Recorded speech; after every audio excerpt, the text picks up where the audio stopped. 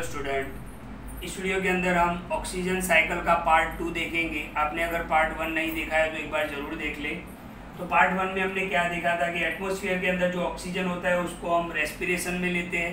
Respiration के through CO2 और H2O कैसे निकलता है मैंने आपको बताया। H2O का यूज़ फोटोसिंथेसिस में भी होता है और फोटोसिंथेसिस में वापस O2 बनता है जो एटमॉस्फेयर में चला जाता है। यानी प्लांट्स फोटोसिंथेसिस करके O2 प्रोड्यूस करते हैं और वो बाहर निकालते हैं। जिस तरीके से हम ऑक्सीजन अंदर लेते हैं, कार्बन डाइऑक्साइड बाहर निकालते हैं, उसी तरीके से प्लांट क्या करते हैं, CO2 लेते हैं और ऑक्सीजन बाहर निकालते हैं। यानी हमसे उल्टा प्रोसेस करते हैं। फिर वो प्लांट जो है वो CO2 का यूज़ फोटोसिंथेसिस प्रोसेस करके वो अपना खाना बना लेते हैं। और ओके, प्लांट का खाना क्या होता है, ग्लूकोज, जिसको हम कार्बोहाइड्रेट्स भी बोलते हैं। ओके, तो C6H12O6 वो उसका फॉर्मूला है। फिर उससे वापस क्या होगा कि वो वापस ग्लूकोज बनेगा, फिर वापस ऑक्सीजन आएगा, फिर रेस्पिरेशन होगा वापस, यानी ये प्रोसेस चलता रहेगा। अब यहाँ पर हम इस वीडियो के अंदर हम उसके पॉइंट्स की बात करने वाले हैं। देखो, ऑक्सीजन आपको एटमॉस्फेयर में तो मिलता ही है, लेकिन अर्थ क्रस्ट में भी, जमीन के अंदर भी ऑक्सीजन अवेलेबल होता है।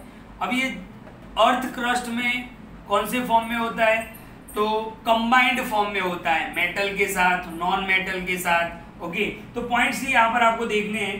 पहला पॉइंट था oxygen is found in the free state in atmosphere. Atmosphere में फ्री स्टेट में मिलता है, लेकिन अर्थ क्रस्ट में, जमीन के अंदर, ये आपको कंबाइंड के फॉर्म में मिलेगा। मतलब मेटल के साथ वो कंबाइंड हो जाएगा। जैसे मैं यहाँ पे लिखूँ, ध्यान से देखो किस तरीके से, ZnO, जिंक। जिंक क्या है, मेटल, जमीन से निकलता है।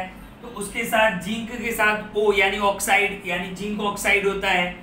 MgO, मैग्नीशियम ऑक्साइड, यानी मैग्नीशियम के भी साथ वो कंबाइंड फॉर्म में मिलता है। इसी तरीके से एटमॉस्फेयर के अंदर CO2, तो देखो कार्बन डाइऑक्साइड, कार्बन C यानी कार्बन, O यानी ऑक्सीजन, यानी कार्बन डाइऑक्साइड के अंदर भी ऑक्सीजन ही होता है। ओके, तो इस तरीके से वो कंबाइंड फॉर्म में अर्थ क्रस्ट में भी मिलता है। ओके, तो यहाँ पे लिखा है it is also present in the earth crust, मैंने बताया ना आपको, as well as in the atmosphere in the form of CO2। तो अर्थ क्रस्ट में भी आपको ऑक्सीजन कंबाइंड फॉर्म में मिलेगा और CO2 में भी कंबाइंड फॉर्म में होता है। ओके, अच्छा, कल हमने, आपको याद होगा, नाइट्रोजन साइकिल देखा कि नाइट्रोजन साइकिल के अंदर हमने NO2 और NO3 देखा। ओके, नाइट्रोजन, N यानी नाइट्रोजन, O यानी ऑक्सीजन, यानी आप देख सकते हो कि नाइट्रोजन के साथ भी ऑक्सीजन जुड़ा हुआ है। N यानी नाइट्रोजन, O यानी ऑक्सीजन। तो ऑक्साइड ऑफ नाइट्रोजन में भी ऑक्सीजन होता है। तो the oxides of most metal, मैंने बताया आपको, ZnO, MgO।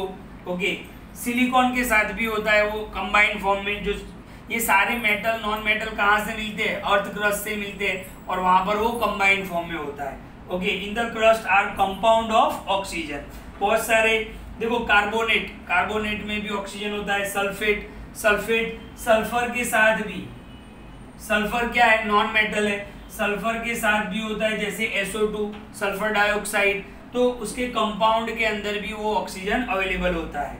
It is also essential component of most biological molecule. Biological molecule क्या होते हैं, तो कार्बोहाइड्रेट्स, फिर प्रोटीन्स, न्यूक्लिक एसिड, फैट, ये चार नाम आपको याद रखने हैं। Carbohydrates, protein, nucleic acid and fat, इसमें भी ऑक्सीजन होता है। ओके, कंबाइंड फॉर्म में होता है। Okay, oxygen from atmosphere is used for combustion. आपको बताया कि आप कोई भी चीज जलाओगे, आपको लकड़ा जलाना है, अगर उसको ऑक्सीजन नहीं मिलेगा तो वो नहीं जलेगा। ओके, तो ऑक्सीजन एटमॉस्फेयर के अंदर है, उसका यूज भी कहाँ पे होता है, कंबशन में भी यूज होता है। तो किसी भी चीज को अगर जलाना है तो उसको हवा मिलनी चाहिए। हवा यानी यहाँ पर ऑक्सीजन होगा, तो एयर मिलेगा यानी ऑक्सीजन मिलेगा तो ही वो चीज जलेगी। तो सबसे इंपॉर्टेंट है कि ऑक्सीजन जो एटमॉस्फेयर में होता है वो कंबशन में भी यूज होता है, रेस्पिरेशन में भी यूज होता है, and in the formation of oxide of nitrogen. तो ये जो मैंने बताया था नाइट्रोजन साइकिल के अंदर कि नाइट्रोजन के ऑक्साइड होते हैं, उसके फॉर्मेशन के लिए भी ऑक्सीजन की जरूरत होती है। Oxygen is return to the atmosphere by photosynthesis. अब एटमॉस्फेयर के अंदर ऑक्सीजन रिटर्न कैसे होता है, तो फोटोसिंथेसिस प्रोसेस से होता है। मैंने आपको बताया था कि फोटोसिंथेसिस का यूज कौन करता है, प्लांट्स करते हैं। क्यों यूज करते हैं, अपना खाना बनाने के लिए।